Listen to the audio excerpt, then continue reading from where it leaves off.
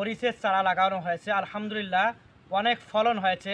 যে এখানে অসংখ্য মরিচের চারা সহ বাড়ি বারো বেগুন সহ করল্লার চারা আরও বিভিন্ন প্রকারের সবজির চারা এই ছাদের মধ্যে রয়েছে। এই ছাদে বিভিন্ন প্রকারের সবজির চারা রোপণ করেছে আমাদের প্রিয় ভাই মুফতি লুৎফর রহমান ভাই, আলহামদুলিল্লাহ।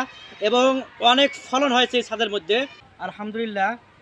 ভাই এই সবজির চারাগুলো রোপণ করতে মানে ফলন কতদিন পর এসেছে এই ফলনগুলো?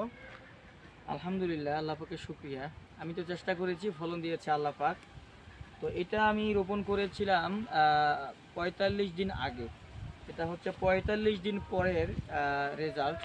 আমি ৪৫ দিন আগে আমার বাসার ছাদে আমি এটা রোপণ করেছিলাম। ৪৫ দিন পরে দেখুন আলহামদুলিল্লাহ আল্লাহ পাকের নিয়ামত, সুন্দর করলা এসেছে এবং বেগুন এসেছে, মিষ্টি কুমড়া, লাউ, আপনার পানি কুমড়া এগুলো এসেছে, অসংখ্য অগণিত মরিচ আলহামদুলিল্লাহ চলে আসছে। আল্লাহ পাক দিয়েছেন আর কি, অনেক আলহামদুলিল্লাহ।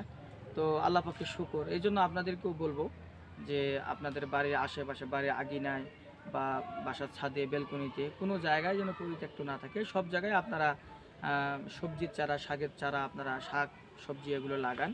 আশা করা যায় আপনাদের পরিবারের যে শাক সবজির যে চাহিদা সেটা পূরণ হবে ইনশাআল্লাহ। আলহামদুলিল্লাহ এগুলো চাষ করেছে এবং অনেক ফলন হয়েছে।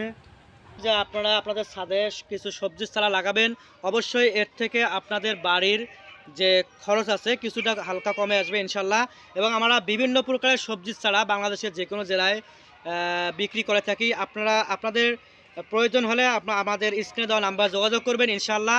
আমরা সুস্থ সবল কোকোপিট দ্বারা উৎপাদিত চারাগুলো আপনাদের কাছে আপনাদের কাঙ্ক্ষিত স্থানে পৌঁছে দেবো ইনশাল্লাহ।